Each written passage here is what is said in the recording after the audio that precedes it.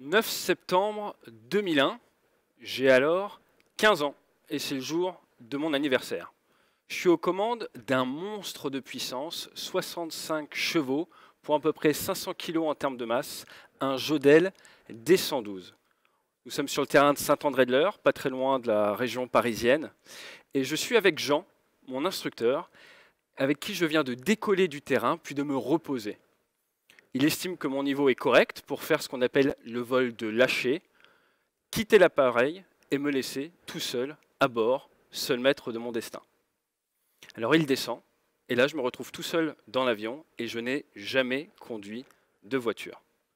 Ma respiration est rapide, je suis plus que tendu, je m'aligne sur la piste, je fais toutes mes checklists, et là, la main gauche va à fond, je mets plein gaz, et quelques secondes après, je décolle. Alors légalement, à 15 ans, j'ai le droit de piloter dans un rayon de 30 km autour de l'aérodrome. Je commence un petit peu à me détendre, mais rapidement, je me rappelle qu'il va falloir revenir, se reposer, récupérer l'avion en toute sécurité sur le plancher des vaches.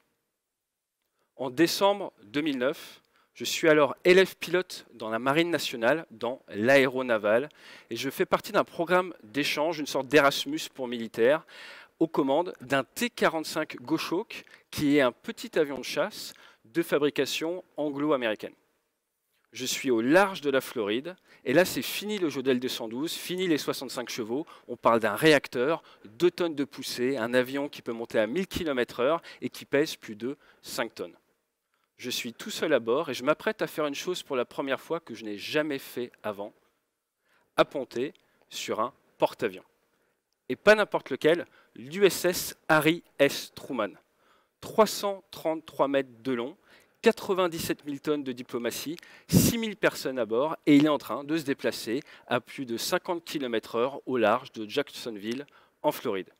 Mon objectif est très simple, réussir à faire en sorte que ma crosse d'appontage arrive à prendre un des 4 brins d'arrêt, et ça devrait, d'après mes anciens, freiner fort, si ce n'est très fort. Alors moi, j'ai jamais vécu ça aux commandes d'un avion, et il va falloir faire face, et je pense que le mieux, c'est de vous montrer les images de mon premier vol, de mon premier appontage. Donc c'est assez sympa. Vous avez en haut à gauche, en haut à droite, la vitesse, en haut à gauche l'altitude, et vous voyez le monstre d'acier qui arrive. Et là, il faut rester concentré jusqu'au dernier moment, et on attend cette force, ce stress, si on peut dire, sur le pont d'envol, qui vient même saturer l'enregistreur de vol. Vous voyez l'image blanc. Donc là, vous n'avez pas eu l'audio, mais croyez-moi, je respirais très fort, et j'avais des pulsations bien au-delà de 160 par minute.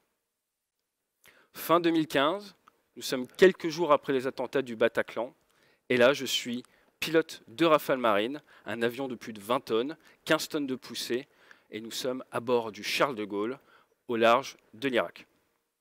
Je m'apprête à partir pour ma toute première mission de guerre, direction le nord de l'Irak. L'objectif est très simple, aider les forces spéciales au sol. Cette mission, c'est alors l'aboutissement d'années de travail et surtout une énorme responsabilité. Il y a des milliers de personnes qui ont travaillé pour rendre ce vol possible, et j'ai un travail à faire et je n'ai pas le droit à l'échec, encore moins aux excuses. Il faut réussir la mission, aider les troupes au sol. Je m'installe alors dans le cockpit et comme vous pouvez le voir sur ces images, je suis aidé par le patron d'appareil, un petit peu nos anges gardiens, ceux qui nous préparent l'aéronef. Malheureusement, une fois que je suis bien brêlé, comme on dit attaché, que je fais bien corps avec le siège éjectable, avec la machine, il va redescendre et va me laisser tout seul dans le cockpit à fermer ma verrière. Je vais partir faire ma mission. Pour chacun de ces vols, j'étais seul à bord. Néanmoins, il y avait en permanence 2 personnes que l'on pourrait voir comme des passagers. L'anxiété et le stress. J'ai presque envie de dire que c'était mes premiers followers. Alors, anxiété et stress. On va regarder la définition, le côté anglicisme pour ce qui est du stress. Réaction à une agression, un choc physique ou nerveux. Donc si vous avez votre téléphone portable dans la main, que vous le faites tomber, eh bien, il y a du stress pour votre téléphone, mais également pour vous. L'anxiété, qu'est-ce que c'est? L'anxiété, c'est un état de trouble psychique causé par la crainte d'un danger. Donc, concrètement, comment gérer tout ça et comment l'intellectualiser. On aime bien faire simple dans l'aviation, KISS comme on dit, Keep it simple and stupid. Eh bien, face à un événement stressant, face au stress, quand on l'a détecté en amont, on va être anxieux. C'est prendre des raccourcis, mais ça fonctionne très bien dans notre état d'esprit. Moi, personnellement, en permanence, j'ai une sorte de radar à stress qui est allumé. Mon radar fait un scan comme ça en permanence, et dès qu'il voit un événement potentiellement stressant, il va le détecter, il va me le dire, et boum, ça va créer chez moi de l'anxiété. Et c'est à ce moment-là qu'il vous faut de la discipline. De la discipline. Pour se poser une question très simple, puis-je avoir un impact sur cet événement stressant ou pas? Je vous renvoie vers Sun Tzu, l'art de la guerre et l'importance de choisir ses combats et ses batailles. Si vous pouvez avoir un impact, à ce moment-là, eh bien, l'anxiété devient votre meilleur coach. C'est grâce à l'anxiété que j'ai survécu à 200 appontages, qu'ils soient 2 jours ou 2 nuits sur le porte-avions. C'est cette anxiété qui m'a donné l'énergie, la motivation, la discipline d'arriver préparé face à ces événements stressants que j'avais pu anticiper. C'est cette anxiété de voir votre téléphone tomber par terre et se casser qui vous a poussé à acheter une coque de protection. Si vous ne l'avez pas encore fait, je vous encourage à le faire.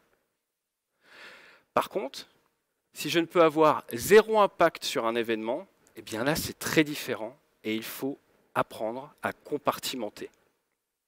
Je vais vous poser une question de physique ou d'astrophysique très simple. Savez-vous ce qui se passe dans 5,5 milliards d'années? Dans 5,5 milliards d'années, le Soleil devrait exploser. Et c'est un événement qui est considéré, comme la plupart des personnes, comme relativement stressant pour l'humanité. Néanmoins, rares sont les personnes que cela affecte. Pourquoi? Au final, notre cerveau a, semble-t-il, la capacité à compartimenter et à décider de ne pas être affecté par certains événements. Eh bien, à partir de là, si j'analyse que je ne peux absolument rien faire face à une situation, plutôt que m'empêcher de dormir, ruminer dans mon coin, je prends cette information, je viens la ranger à côté de cette image que j'ai du Soleil qui va exploser dans 5,5 milliards d'années, et je referme la porte. J'ai compartimenté, et là, qu'est-ce que je fais? Mon radar reprend son scan, et j'avance, step by step, comme on dit. Cette volonté de canaliser l'anxiété pour être plus efficace sous stress, elle passe chez moi par une personnification et une dédiabolisation de ces termes. Quand je pense anxiété, moi je pense coach. Et j'ai même une petite vision d'à quoi ressemble ce coach. Vous connaissez peut-être, si vous avez vu Star Wars, il a des grandes oreilles, il est petit, il est vert, il évite un petit peu. L'anxiété, pour moi, c'est Maître Yoda. Quand je pense stress, eh bien là, je pense à une force qui nous permet de repousser les limites, nos limites. Mais à une seule condition, si on arrive bien préparé. Alors dites à votre anxiété et dites à votre stress que ce ne sont plus des passagers gênants dans votre quotidien, que désormais ce sont vos équipiers et que c'est ensemble que vous allez pouvoir atteindre de nouveaux horizons. Comme on aime à le dire dans l'aviation, fly safe et merci à vous.